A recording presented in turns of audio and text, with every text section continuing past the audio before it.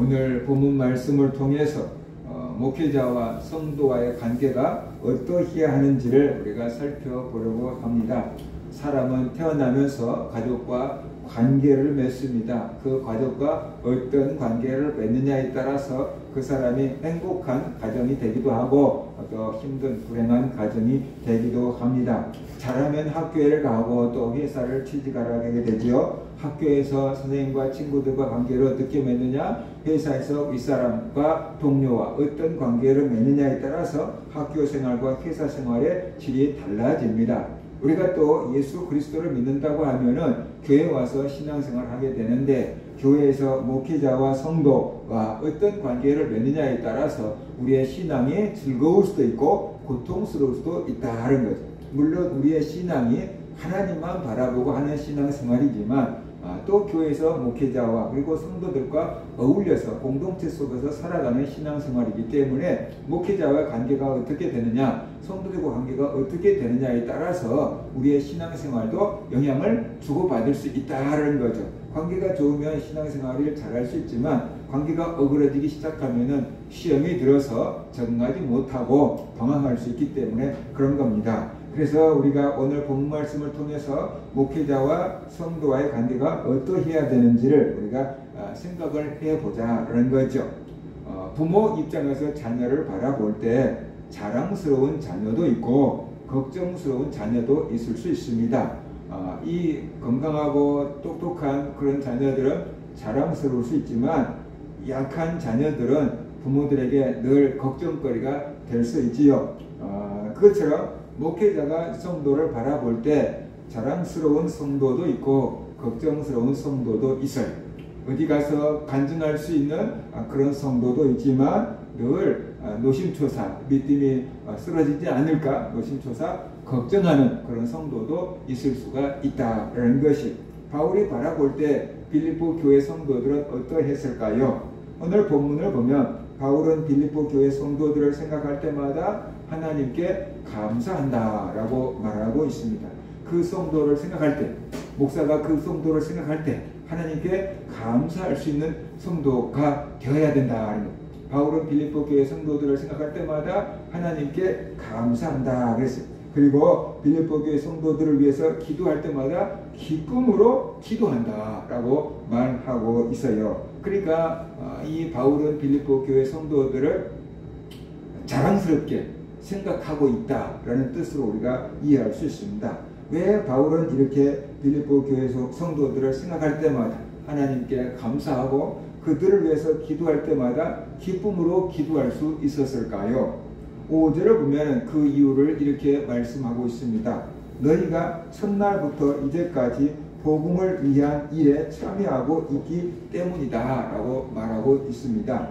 여기서 말하는 첫날이란 바울이 빌립보 교회를 떠날 때, 선교하러 떠날 때 데살로니가와 고린도 교회 성도들을 위해서 빌립보 교회 성도들이 헌금을 보내준 것을 이렇게 언급한 것으로 볼 수 있고요. 그 다음에 이제라는 말은 빌립보 교회가 에바브로디도를 통해서 로마 감옥에 있는 바울에게 헌금을 보내준 것을 염두에 두고 한 말로 볼 수가 있습니다. 빌립보 교회는 바울에게 꾸준하게 선교 헌금을 보내주고 있습니다. 한 번, 두 번 마음에 감동 와서 선교 헌금 보내줄 수 있습니다. 그런데 1년, 2년 꾸준하게 보내준다는 것은 큰 사랑과 관심이 있지 않고서는 힘든 일이다라는 거죠. 그것도 내가 형편이 좋으면 해줄 수 있지만 형편이 어려우면 해주기도 어려운 거잖아요. 그러니까 빌립보 교회가 바울을 위해서 꾸준하게 선교 헌금을 보내줬다는 것은 그만큼 바울을 향한 이 성도들이 사랑이 있었기 때문이다. 또 그 성도들이 흔들리지 않고 믿음을 지키고 있었기 때문이다 라고 볼 수 있어요. 돈이 아무리 많아도 믿음이 없으면 주님을 위해서 쓰지 않습니다. 그런데 믿음이 있기 때문에 주님을 위해서 돈을 쓰고 있는 거다라고 볼 수 있어요. 그리고 7절을 보면 이렇게 말씀합니다. 너희가 내 마음에 있으며 나의 내임과 복음을 변명함과 확정함에 너희가 다 나와 함께 은혜에 참여한 자가 됨이라 라고 말하고 있어요. 그러니까 빌립보 교회 성도들은 바울이 감옥에 갇혀 있는 상태에서도 변함없이 바울을 도왔다라는 것이에요. 바울이 복음을 전할 수 있도록 물질적으로도 아니면 또 마음으로도 영적인 기도로도 끊임없이 바울을 돕고 협조했다라는 것이, 바울은 그것을 가리켜서 은혜에 참여한 것이다 라고 말하고 있습니다. 하나님의 은혜에 참여하고 있는 것이다. 어떻게 보면은 바울을 위해서 물질을 마금을 이렇게 쏟는다라는 것은 자기들에게 있는 물질이 나가는 것이고 에너지가 나가는 것인데, 그것이 은혜에 참여하는 일이다라고 말하고 있어요. 하나님의 일에 동참하는 것이고 하나님으로부터 상 받을 수 있는 일에 동참하는 거다라는 뜻으로 우리가 이해할 수가 있겠습니다. 빌립보 교회 성도들은 이렇게 바울의 귀한 동역자가 되었습니다. 그렇기 때문에 바울은 이 너희가 내 마음에 있다라고 말하고 있습니다. 바울의 마음 속에 빌립보 교회 성도들이 있다. 그만큼 어떻게 돼요? 성도들의 사랑을 잊을 수가 없다는 것이고 그만큼 빌립보 교회 성도들을 사랑한다라는 것을 이런 뜻으로 표현한 거다라고 볼 수 있어요. 그래서 바울의 마음속에 빌립보 교회 성도들이 있다라고 말하고 있습니다. 빌립보 교회 성도들은 복음을 들을 때부터 지금까지 복음 전도에 동참하고 있습니다. 협력을 하고 있습니다. 그렇기 때문에 바울 입장에서는 그들을 생각할 때마다 하나님께 감사했을 겁니다. 하나님께서 저런 사람을 나에게 붙여주다니, 하나님께서 저런 성도들을 나에게 붙여주다니, 그러면서 감사했을 것입니다. 그리고 그들을 위해서 기도할 때마다 기쁨으로 기도할 수가 있었을 거다라는 것이죠. 정말로 기쁜 마음으로 기도했을 것입니다. 제 위에 있는 형님이 이 회사에서 일을 하다가 광양제철에서 일을 하다가 나중에 이제 조기 퇴직, 명예퇴직 하고 신학 공부를 했거든요. 근데 광양제철에서 근무할 때 광양에 있는 교회를 다녔는데 집사로 섬기고 봉사했어요. 같이 집사로 섬기고 봉사했던 사람이 직장을 따라서 다른 곳으로 옮겨갔어요. 나중에 형님이 신학을 한다는 소리를 듣고 그때부터 형님을 위해서 신학 공부하는데 돈을 보태라고 물질로 후원하기 시작했어요. 계속해서 후원을 했는데 그때 이제 IMF 기간이 맞은 거예요. IMF. 그러니까 굉장히 경제가 어려웠잖아요.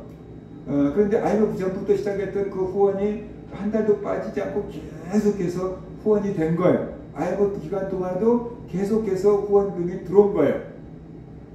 그러니까 이제 형님 입장에서는 너무 고맙고 감사하잖아요. 전화를 했대요. 지금 IMF가 돼서 경제가 너무 어려운데도 이렇게 꾸준하게 돈을 보내줘서 너무 감사하다고, 집사님도 힘드실 텐데 힘드시면 안 보내줘도 된다라고 이렇게 얘기를 했어요. 그랬더니 그 집사님이 뭐라고 얘기하냐 그러면, IMF가 돼가지고 경제가 어려우니까 회사들 때 문 닫은 회사들이 많았잖아요. 그러니까 많은 사람들이 직장을 잃고 잘렸는데 자기는 하나님의 은혜로 직장이 잘리지 않고 계속 다니고 있다. 그러니까 이제 내 목뿐만 아니라 내 가족들 목까지 더 보내주겠다. 그렇게 해서 더 보내준 거예요. 신학 공부를 다 마치고 목사가 될 때까지 계속해서 물질적으로 도와줬어요. 사장님이 아니에요. 그냥 회사 다니는 사람이 그래요. 그리고 나중에 이제 목사 안수를 받고 전화를 했죠. 이제 내가 집사님 덕분에 신학 공부 다 마치고 목사 안수 받았습니다. 이제 신학 공부 다 마쳤으니까 더 이상 보내주지 않아도 됩니다. 그동안은 보내주셔서 너무 감사합니다 라고 얘기를 했대요. 그랬더니 앞으로도 필요하면 말씀하세요. 그랬다는 거예요. 형제도 아니고 같이 신앙생활한 그것이 인연이 되어서 그렇게 오랜 기간 동안 이렇게 물질로 꾸준하게 후원해 준다는 것은 쉬운 일은 절대로 아니잖아요. 형제도 그렇게 해주는 것이 쉽지가 않잖아요. 그리스도 예수 안에서 만났다는 주의 종이 되는 그것 하나 때문에 그렇게 장시간 동안 후원을 해준 겁니다. 그렇게 힘들게 어렵게 일해가지고 후원을 해준 겁니다. 그런 사람의 수고가 있기 때문에 한 사람의 목회자가 만들어져 나온 거죠. 하나님 보실 때 그런 사람의 후원이 얼마나 소중했겠는가 우리가 생각을 해보라라는 것이에요. 하나님 보실 때 얼마나 고맙겠습니까? 하나님 보실 때 얼마나 기쁘겠습니까? 그러니까 하나님께서 그 섬김을 기쁘게 받으셨을 거다라는 것이죠. 오랫동안 예수님을 믿어도 복음 전파에 동역하지 않는 사람들이 있습니다. 자기 믿음 하나 제대로 간수하지 못한 사람들이 있습니다. 가끔씩 모태신앙이요 모태신앙이요 그러면서 자기 믿음 하나 간수하지 못한 사람들이 있습니다. 그들 스스로 그렇게 얘기합니다. 저는 모태신앙입니다. 아무것도 모태신앙입니다. 하고 이렇게 얘기하잖아요. 원래는 어머니 뱃속에서부터 다니는 신앙입니다 라는 뜻인데 발음이 비슷하잖아요. 나는 아무것도 못해. 그런 신앙입니다 라고 하는 사람들이 있어요. 교회는 다녔지만 믿음이 없고 하나님께 헌신하고 봉사할 수 없는 그 어린아이 같은 믿음에 머물러 있는 사람들이 있다는 것이, 오랫동안 교회를 다녀도 교회에서 주는 혜택만 누리려고 하지 헌신하지 않는 사람들이 있습니다. 작은 교회는 성도들이 작아요. 일꾼이 작아요. 그러니까 이제 들어온 사람도 뭔가 그냥 봉사해야 돼요. 그런데 큰 교회는 내가 안 해도 잘 돌아가거든요. 그러니까 큰 교회는 프로그램들이 많아요. 뭐 주일학교 애들을 위해서 프로그램도 있고 나이 드신 노인분들을 위해서 프로그램도 있고요. 큰 교회는 연세 많이 드신 권사님들은 뭐 1년에 한 번씩 막 어디 여행 가는 막 그런 프로그램도 있어요. 그러니까 교회에서 그런 프로그램이 막 나에게 맞는 프로그램이 있으니까 거기 가서 배우고 뭐 유익을 얻겠다라고 하는 사람들이 있는데, 내가 그 교회에서 헌신하고 봉사하고 충성하고 희생하려고 하는 사람들은 그다지 많지 않다라는 거예요. 그러니까 약 70%는 그냥 봉사 안 하고 30% 정도가 교회 봉사를 거의 도맡아서 한다는 거예요. 평균적으로 뭐 큰 교회가. 작은 교회는 다 해야 돼요. 작은 교회는 직분 하나 맡은 것도 부족해서 2개, 3개씩 맡아서 막 뭣도 하고 막 다 해야 돼. 그런데 큰 교회에서는 하나도 봉사 안 하면서 다닌 사람들이 70% 정도 된다.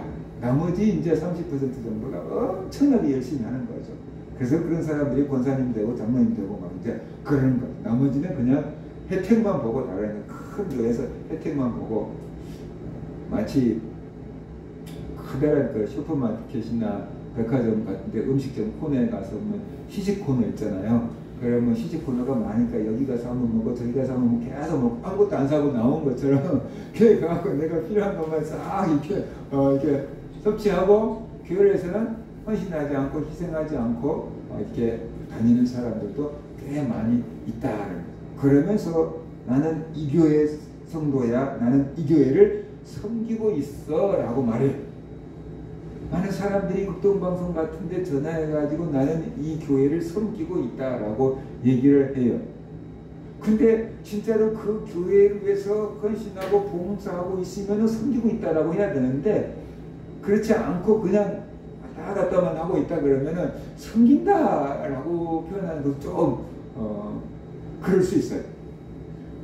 그러니까 늘 뭔가 교회에서 주는 것만 은혜만 받으려고 하지, 내가 나보다 어린 성도들을 위해서 희생하고 헌신하지 않는 그 어린아이 같은 신앙에 머물러 있는 성도들도 꽤 있다는 거죠. 그런데 빌립보 교회 성도들은 복음을 들을 때부터 지금까지 바울의 복음 전도를 위해서 같이 힘써서 일하는 동역자가 되었다는 것이, 성숙한 신앙이 되었다는 것이.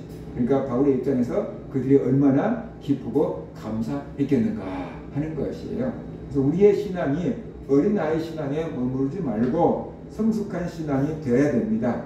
우리의 신앙이 이게 나도 은혜를 받아야지만 받은 은혜를 가지고 나보다 믿음이 연약한 자들을 위해서 섬기고 봉사할 수 있는 그런 믿음이 되어야 된다라는 것이, 그것이 성숙해져가는 과정이고 성숙해졌다는 열매일 수 있다는 거죠. 하나님의 은혜를 깨달았으면 섬김과 봉사가 나오는 것, 그것이 믿음이고 그것이 열매일 수 있다는 것이죠.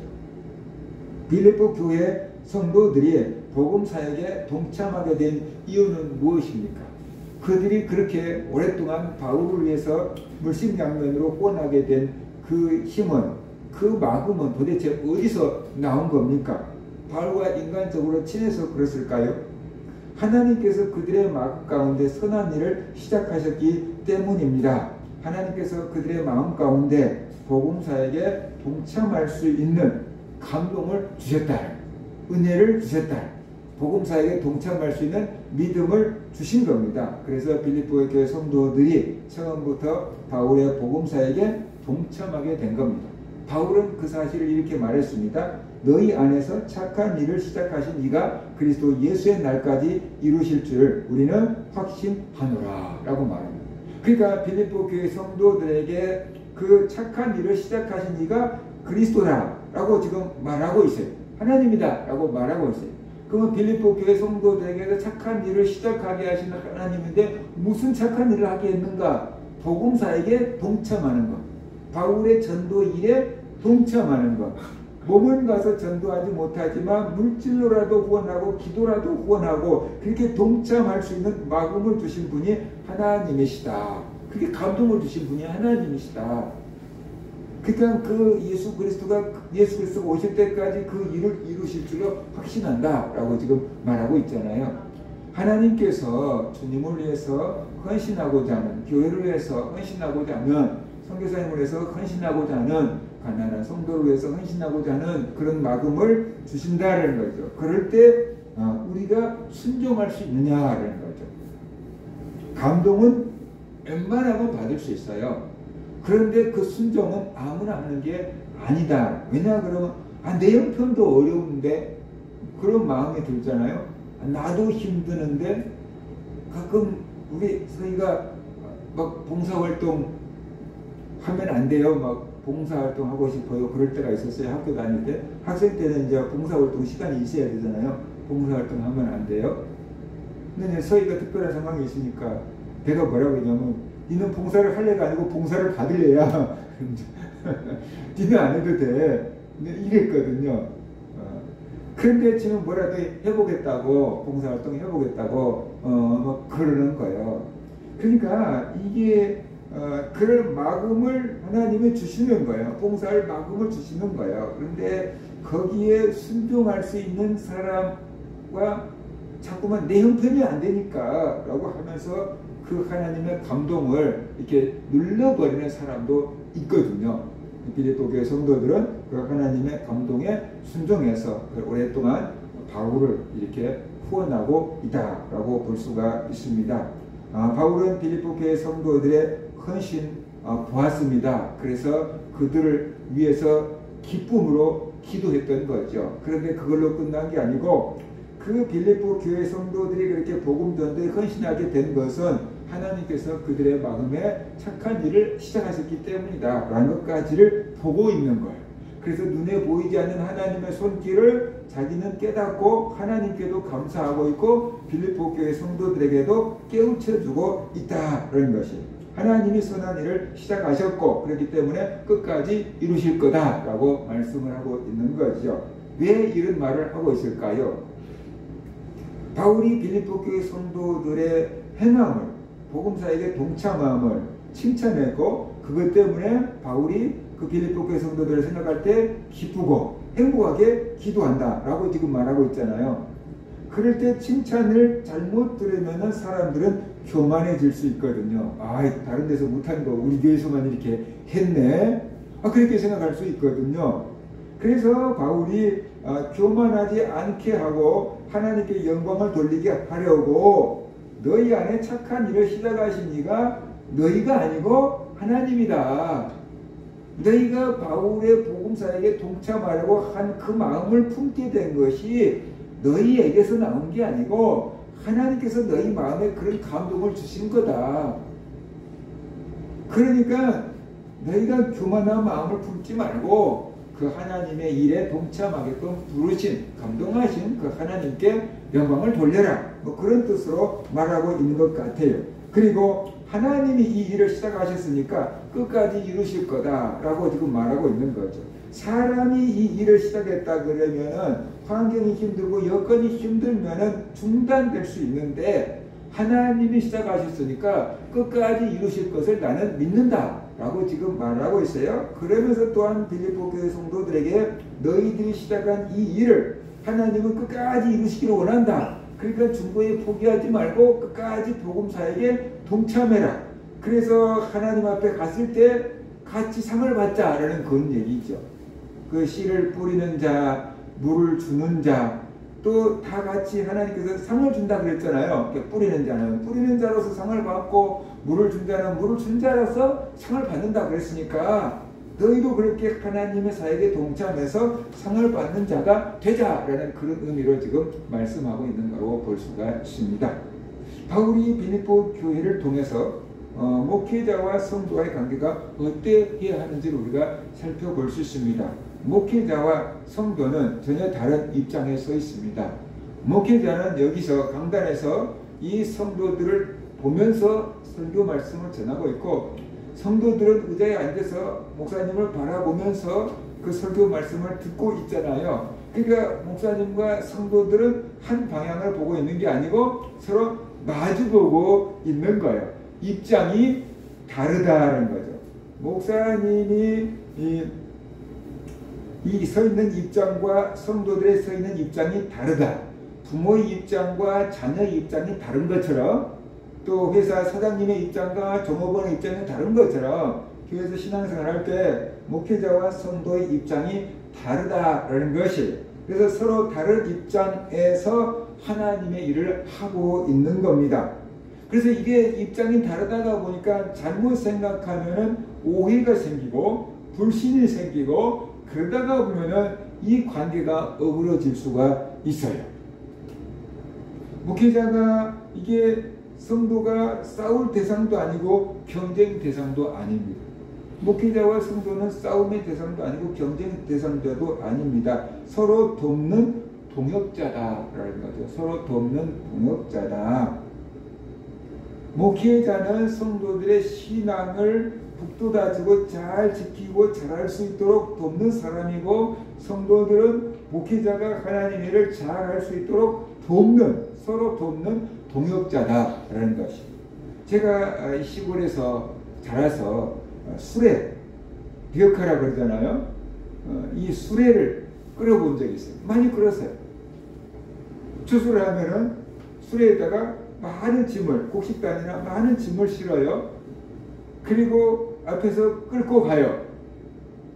그런데 평평한 길은 바퀴가 있으니까 그냥 갈 수 있는데, 오르막길이 이제 나오기 시작하면은 짐이 많으면 많을수록 오르막길이 올라가기가 힘들잖아요. 잘못하면 뒤로 막 밀려요. 짐이 많으면은. 그런데 오르막길이 낑낑대고 올라가는데 갑자기 수월해질 때가 있어요. 뒤에서 가족들이 와가지고 아니면 친구들이 와가지고 손놓고 이렇게 밀어주는 거예요. 그러면 나는 낑낑대고 있다가 어느 순간 갑자기 오르막이 쑥 올라가지는 거예요. 왜 이렇게 쉽게 올라가지? 뒤에 보면은 가족들이나 친구들이, 동네 사람들이 어떻게 돼야 아니까 쑥 손만 대고 한 손만 대고 밀어주는데, 그게 한 손만 얹고 이렇게 같이 가주는데 그게 무슨 힘이 될까? 그런데 그게 큰 힘이 돼요. 그래서 오르막길을 쉽게 올라갈 수가 있게 되는 거예요. 그것이 바로 가족이고 친구고 같은 마을에 사는 사람들이지요. 이것이 바로 이 목회자와 성도와의 관계가 이래야 된다. 서로 돕는 동역자가 되어야 된다라는 것이. 손 하나만 얹어줘도 훨씬 수월해요. 아무것도 아닌 것 같은데 그것이 서로에게 힘이 되는 거예요. 내가 성도들 위해서 기도 하나 해주는 거 아무것도 아닌 것 같은데 성도들은 힘이 돼요.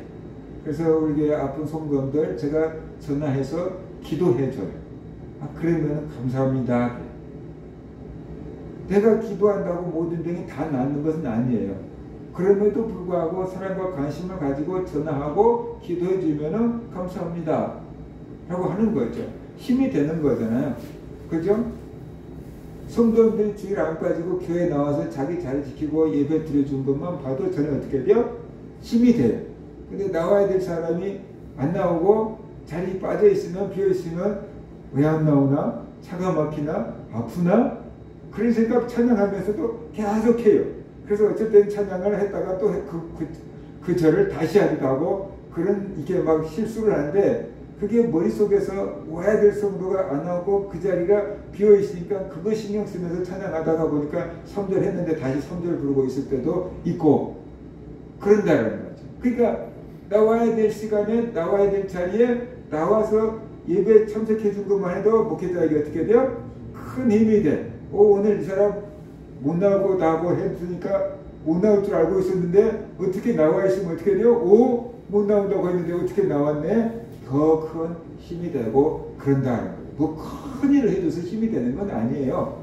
그냥 손 하나만 얹어 넣어도 수레가 시원하게 오르막을 올라갈 수 있는 것처럼 성도들이 기도 한 번만 해줘도 힘이 되고 예배 한 번만 더 참석해줘도 힘이 되는 거고 봉사 좀 하려고만 해도 힘이 되는 거고 목사님 기도해줘서 이렇게 됐어요. 풀렸어요. 그 얘기 하나만 해줘도 힘이 되는 거예요. 그러니까 꼭 막 물질로만 하는 걸 얘기하고 있는 건 아니다. 이런 것을 우리가 알아야 됩니다. 그래서 목회자는 성도들의 마음을 헤아려주고 성도들은 목회자의 마음을 헤아려줘야 합니다. 이번 주 안 가면 다음 주 가면 되지 뭐. 성도들은 그럴 수 있어요. 이번 주 안 가면 다음 주 가면 되지 뭐 그럴 수 있어요. 근데 목회자는 이번 주 안 오면은 기다린다는 거예요.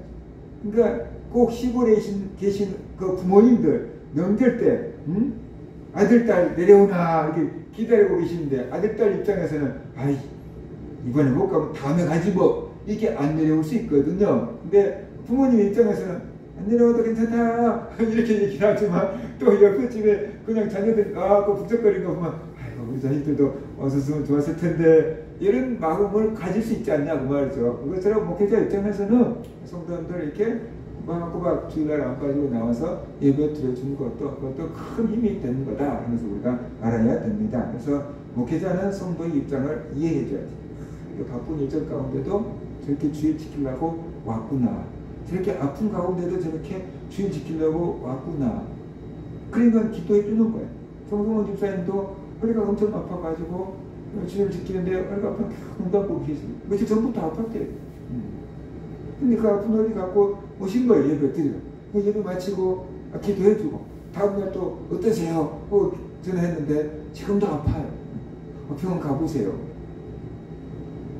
그러니까 그런 아픈 몸 가지고 교회 오고 아주 바쁜 일정인데도 교회 오고 왔다가도 또 다시 가야 될 일이 생기기도 하고 그러잖아요. 그럼에도 불구하고 주일 지키려고 오고 있는 성도들의 마음을 목회자는 또 헤아려줘야만 된다는 것이죠. 그럴 때 우리가 서로가 마음이 통하고 같이 동역할 수가 있습니다. 목회자는 성도들을 말씀으로 잘 이끌어줘야 됩니다. 목회자는 성도들에게 하나님 말씀을 잘 가르쳐주고 성도들을 이제 또 위해서 기도해주고 성도들 신앙을 잘 돌봐주는 것이 목회자가 할 일이고 성도들은 그 목회자를 믿고 따라야 되는 거죠. 목회자의 설교를 오해하지 말고 우리 잘 따라가는 거야 그런 마음을 가지고 믿고 따라주는 것입니다. 그래서 목회자가 목회를 잘 할 수 있도록 도와주는 것입니다. 물질을 가져와서 해주고 맛있는 음식을 가져와서 해준 게 아니고 말씀을 예배를 잘 참석하고 말씀을 잘 들어주는 것이 목회자를 돕는 거예요. 그 엄마들이 음식을 열심히 만들어갖고 밥 먹자 그랬는데 자식들이 밖에서 먹고 왔어요. 그리고 안 먹어버리면 난 니 주려고 지금 열심히 했는데 좀이라도 먹어. 배불러요. 그리고 안 먹으면 부모들 입장에서 속상하잖아요. 좀이라도 먹지. 지 주려고 했는데 그 목회자 입장이 그러는 거예요. 설교할 때 와가지고 잘 받아 먹으면은 그걸로 그냥 기쁘고 행복하고 그것을 보람을 느끼고 그것이 목회자를 돕는 거예요. 그러니까 이런 것이 목회자를 돕는 거구나 라는 것을 우리가 알아야 됩니다. 그래서 목회자와 성도와의 관계가 잘 맺어져야 돼요. 우리는 서로 입장이 다르긴 하지만 다른 입장에서 하나님을 섬기지만 이 싸움의 대상도 아니고 경쟁자도 아니다. 우리는 돕는 동역자다 라는 마음을 가지고 목회자는 말씀으로 기도로 성도들을 돕고 성도들은 또 예배 잘 참석하고 한번 기도해주고 이런 거를 또 목회자를 돕고 그래서 동역자로 살아가고 그래서 하나님 앞에서 또 같이 상을 받는 그런 성도들 되시기를 주의 이름으로 축원합니다. 아멘.